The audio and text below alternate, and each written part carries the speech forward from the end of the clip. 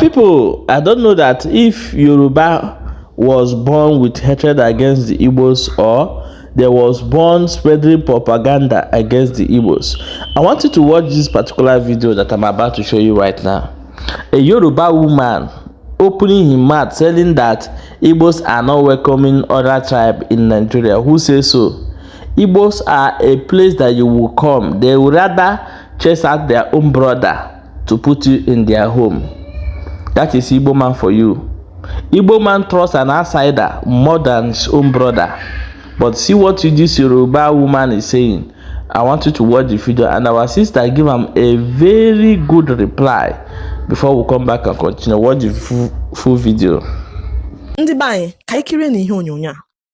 you come to Yoruba land, you will see Yoruba business owners in their shops selling their wares. You will see Hausas in shops. You will see Bini. You will see Edo. You will see Idoma. You will see Takpa. You will see all man, including Igbos. You will see them in shops all over Yoruba land. Anywhere you go from Lagos to Ogun State, you will see them there doing their businesses. And there's peace within everyone. You will see other ethnic groups having landed properties in Yoruba land. The same way, if you go to the north, you will see other ethnic groups having landed properties in the north. The last time we checked in Kano State, Igbos are over 3 million, according to what we heard. Igbos are over 3 million in population in Kano alone. And they have shops, they have landed properties, they have shops, they are doing their businesses, and they are being patronized. The same way, not only Igbos that have landed properties in Kano and other parts of the north, there are other Nigerians from other ethnicities that have landed properties all over the north. Come to South, the same thing. You will see other Nigerians in South doing their businesses, having landed properties unmolested. But go to Igbo land, you can't see anything like that. They have a system that has completely edged other Nigerians out and away. They have edged everybody out of their land. That land is only occupied by themselves. Meanwhile, they spread themselves out to other places. Who is marginalizing who? Tell us. Who is cheating who? You come to my land, you claim constitutional rights. Then I come to your land, you take that constitutional right, you throw it away, begin to misbehave. I don't get to rent a shop. If I rent a shop in your place and my business begins to sell, is either the shop is boggled overnight, or the landlord gives me quick notice and says I should leave. And then I leave, another Igbo man will occupy that place, selling the same item.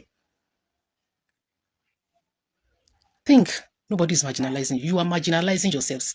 And the measure that you used to give to others, they will give it back to you. And you'll be the one that will cry last. This is someone's mother, someone's wife, a terrible bigot, sitting down and setting up a camera to blatantly lie against Ndi Igbo. This is someone who hasn't even been to Igboland, someone who hasn't ventured beyond the tiny and backwoods of Oyo, Oshun, Kwara, and other Yoruba villages. You see what hate and envy can cause? Don't worry, stay with me.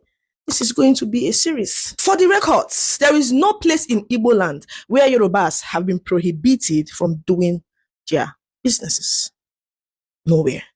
I challenge you, Ronukam, to point out any city, town, community or village in the southeast or south, which includes Alibo. If you don't know, south is Alibo, where Yorubas have been banned or chased away from doing business.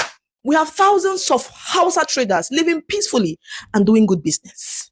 We have over 10 large Hausa settlements flourishing and trading in Aba alone. We call them Ama Hausa.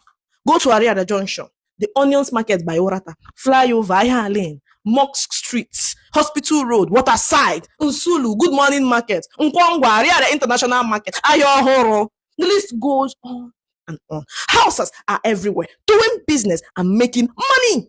A good number of our customers at Bakassi Shoe Market, Powerline Shoe Market, and Shoe Plaza are Northerners. They come from as far as Sokoto, the Niger Republic, Mali, and Cameroon to buy Aba shoes and bags.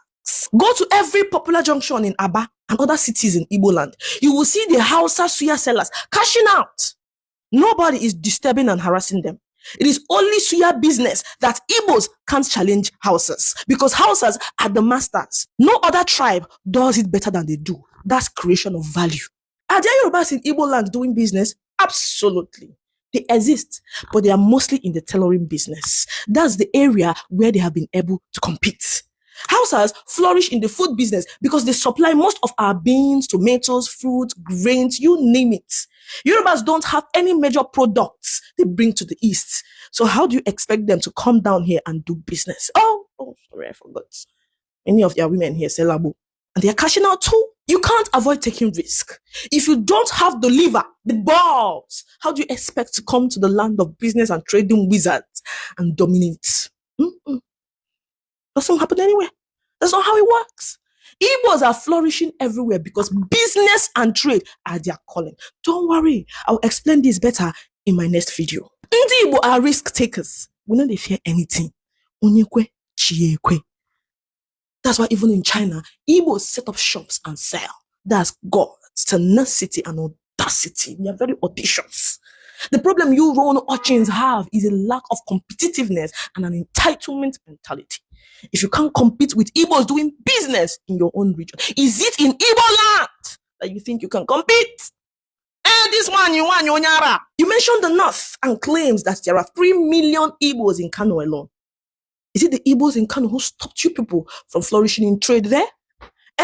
We in the Igbo are not stopping anybody from other regions from acquiring land in our region.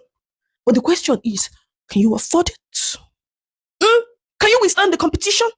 Business requires greed, talent, and tenacity. So if he didn't dare, in a comment section, he didn't dare. The Hausas, Ibibio, Efik, Anang, Idomas, Thieves, etc. are all scattered all over Igboland, competing and cashing out. But the Rono camp is willing that there is no space for them here. If you can compete, hurry down. You will make cash because Igbos are big spenders. So please, spare us the claims that Igbos are dominating and marginalizing you people. Okay? These are people who lost millions of their population in a civil war that you all fought to keep them in Nigeria. We wanted to leave, but we not agree. We lost virtually everything in that fratricidal war. We had to start afresh with just 20 pounds. Every Igbo man who had money in the bank, no matter how much you had, was given only 20 pounds. 20 pounds! We didn't cry. We beat the bullet. We picked ourselves up and went back to the drawing board. Just 10 years later, we had taken over you all. And today, instead of humbling yourself and asking to be taught, you are out there spreading lies and misinformation.